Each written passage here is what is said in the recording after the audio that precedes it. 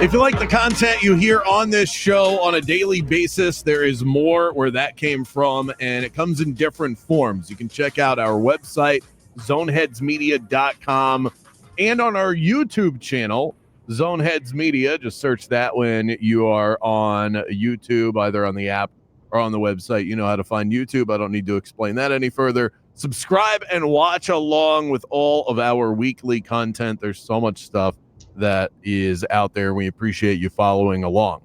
I got a text today from a young Tyler Karen that made me LOL. The text read, quote, "Mark it, May 6th, the first day of really missing football." First of all, I am right there with you. And I think all things considered, Tyler, we did pretty good. It's May 6th. And we haven't really had the withdrawals of football season yet. We did a really good job, conference tournaments and college basketball, the end of the NBA regular season, March Madness, the Arnold Palmer Invitational, you had the Masters, Magic in the playoffs. We had a lot to fill the void. And the Magic making the playoffs was a high that we were able to ride for 5 games. But now we're beyond that, and yes, we love the NBA postseason, and we dabble in the occasional hockey fest, and who doesn't love a good 1 p.m. first pitch in Major League Baseball? But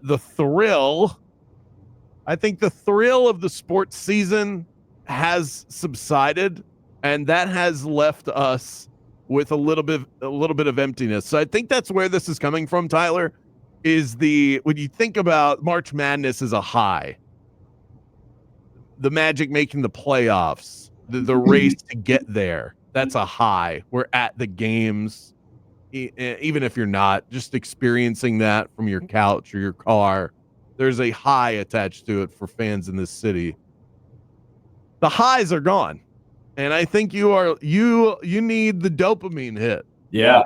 A void that can only be filled with fantasy lineup decisions, waiver wire pickups, props that go awry. We need it. And the good news is that we've weathered the storm pretty well to this point. The bad news is it's only May 6th. Yeah. So explain your thoughts and feelings. Yeah, I think part of it, why we love sports, is you love to be a part of something that is bigger than yourself. And I think you love to have a dog in the fight. And I think why today, May 6th, is yesterday was the first show that we did where we didn't have a dog in the fight. And that meaning we are an Orlando-based show. We both cover the Magic. We work for the Magic. That will be our dog, even though we cover everyone. And not having that dog in the fight, because think about it, if you're an Orlando sports fan right now, and you can be Orlando City in the pride that their seasons are in full swing, and so if you love Orlando sports and every team in it, then I still think you're pretty fulfilled. But being a Bruins fan, the Stanley Cup playoffs is canceled this year because the Bruins aren't in it. Even if you're a Lightning fan, they got bounced. News on that. I've been saying it for weeks now. This is all just for funsies. None of it counts. None of it matters. The Bruins don't make the postseason, then it doesn't matter. The Lightning getting knocked out last week. If you're a Cats fan, then you still have that going for you. So this is the first time in a long time where I haven't had a dog in the fight. I don't have a team that I'm rooting for night in, night out. And that's where football in particular is unique to any other sport, I think, is that there is so much emphasis on the regular season. There isn't really a lull in the NFL or in the college football season like you find in baseball, because Red Sox baseball is still going on. The Rays are going on. But again, it's game 40 in the MLB season. There's only so much excitement that does get tied to that. So you are guaranteed in football season that every Saturday and Sunday you have a dog in the fight. It might be a little chihuahua, but it's still a dog nonetheless. Okay. Well, let me, and I feel the same way, but let me counterpoint this.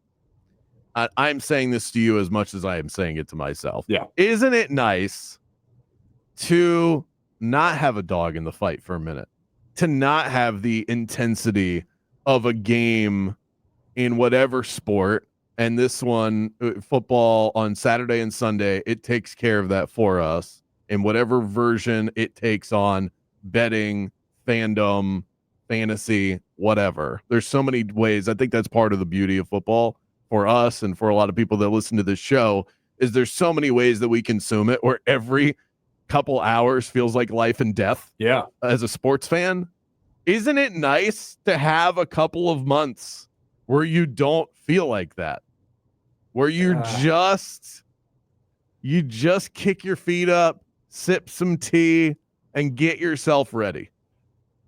You don't play sports to ride the pine. You don't do it to keep the bench warm for the starters. You do it to get into the game.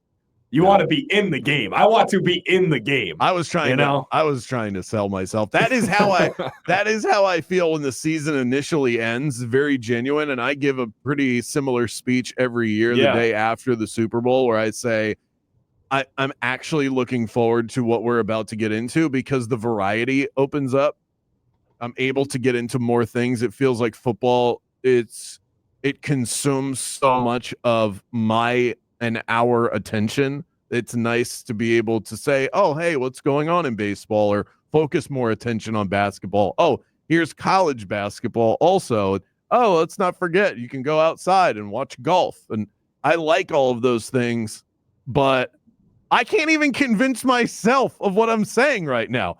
I know that my first sign of football withdrawals is exactly what I am experiencing on this phone, which is I'm already in a mock draft, and I'm not just in it, Tyler. I'm actually kind of stressing over who I'm taking. This isn't even a real league. That's how I know that the affliction is there. So when you texted me that, I really thought to myself, chuckle, welcome to the party. Now, that's my first sign of withdrawal, is when I start mock drafting. What is your first sign of, I know that I'm missing it and I need to consume something? One thing that I have felt, that I think I felt today, was UCF in particular. Because what sparked this, I swear, I saw a commercial with an FSU jersey on somebody. That's all it was. And I just thought, man, to wear a UCF jersey and go to a game right now. I go to every UCF home game that I can. And I think part of the withdrawals is you see, or at least I see, a group of people at UCF football games that I do not see outside of football season. People that that are such a big part of my life for a chunk of the year, that I see every weekend, that I tailgate with, that I go to the games with, that I ride the highs and ride the lows with. Those people that I don't talk to in the months of April and May and June, and really don't until UCF football season gets going. So I think that's part of it too.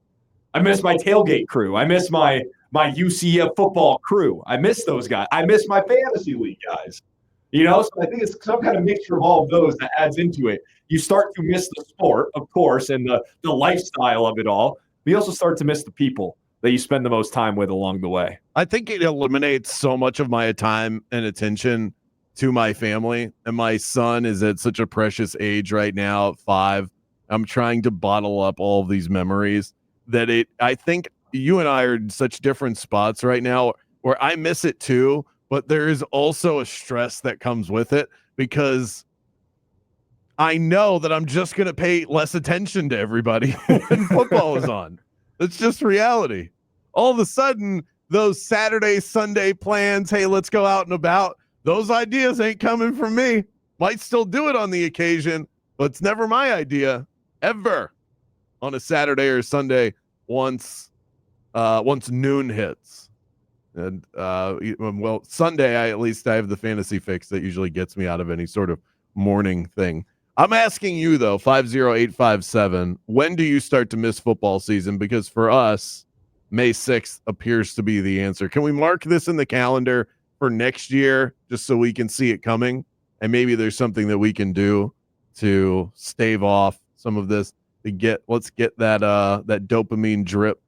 Some way. Maybe I'll schedule like a Madden tournament at the start of May. I think it's beyond the date itself, May 6th. I think why it really came to me today is because it was the first show a week removed from the Magic being in the playoffs, right? So last week it's kind of nice. Like the Magic season is over and your night's free up again. And there's kind of like I took a brief break from sports over the weekend where I didn't watch much and didn't dive into even the NBA playoffs like I normally would. Kind of took a day to just say, I'm just going to not be a sports fanatic for just a day. And it's nice. You breathe.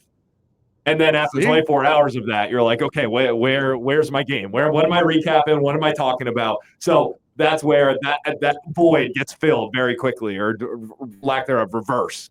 That void becomes ever so present. So it's the first show after the week of the Magic being eliminated. I think that's when it really starts to kick in. That makes sense, time-wise. And maybe next year we'll stretch that further. See what Jeff Weltman and Anthony Parker decide to do in the offseason. 50857 on the Mills Air text line is how you can reach us. We got one here that says, is there something wrong with me that I'm already doing NFL fantasy mock drafts and preparing for my real-life fantasy drafts? It's a little early. I mean, I'm doing it too, but that doesn't mean that there's not something wrong with us. It's a little early because here's the problem. You can do that, but what you're going to end up doing is creating a boredom with the right kind of players. I catch myself with this in the moment of the mock draft that I'm doing right now. I love the team that I have built. And my fear is if I do 3 or 4 more mock drafts before I get to August, which is when that's mock draft season, then you're really kicking it into hyper gear. I'm going to get sick of drafting these players, and these are the players that I should be drafting. So you end up, it's not even paralysis by analysis, it's boredom by selection is what you create for yourself. And then when you get to the real football season, you've drafted the wrong players because you were drafting the right players originally. And you have decided that they now bore you. And then what happens? You have a good idea because you watch football. If you are mock drafting now, you're a football fanatic. You don't need rankings. Okay. Spoiler alert. You don't need them. You look at them for entertainment and you trust certain people's opinions, and you might change it and you might change an idea of how you like a player here or there, but you have a good idea by yourself without looking at anything of where players should be selected in fantasy if you're mock drafting right now. What happens is that you end up selecting these players, you get bored with them, then you start reading the articles and listening to the podcasts and listening to schmoes like us, and you start to buy into sleepers. And then the sleepers become so sexy in your head, you're taking them rounds ahead of where they really should go. That's the problem with getting into it too early. I do have a question about mock drafts already happening because I try not to get into mock drafts until late July or August. That's when I'm approaching draft season, like my first draft, that's when I start mocking. I don't want to mock throughout the entire summer. I did see that the Falcons offensive coordinator spoke very highly of Kyle Pitts, and that it is a new year for Kyle Pitts. And this is the year that we are going to see exactly what we have expected for the last 4. Sure. From the tight end sensation out of Florida. Kyle Pitts is the fantasy football version to me of what Shedeur Sanders was to the rest of the NFL. He's off the board. Don't want him. Not going to draft him. That's what you say now, though. But when August does roll around and you're there and you're in the 6th round and all the other top tight ends are gone and you think, well, I mean, the offensive coordinator has a lot of confidence. First full year with Michael Penix. The Falcons offense is finally going to look what we always thought it was going to look like. Don't do this. Don't do this to me. Don't do this to yourself. All right, May 6th, the day that we started talking about Kyle Pitts and how we were going to draft him in fantasy. Mark that on the calendar. Coming up next, Darren Stoltzfus from West 2 News, the sports director over there. What is he getting into as we get into more of a summer type of setting in the sports calendar? And does he believe Jeff Weltman and Anthony Parker that the Magic are going to be aggressive? Who are some names the Magic could go after? We'll get into all of that next. Want to sound off? Sound off like you got a pair. Search 96.9 The Game on the iHeartRadio app and hit the mic button next to the play button and leave your talk back. Not one, but two games in the NBA tonight, and Hard Rock Bet is your place to place all the action. It's also Paul Skeens Day in Major League Baseball. The Pirates ace taking the mound against the Cardinals.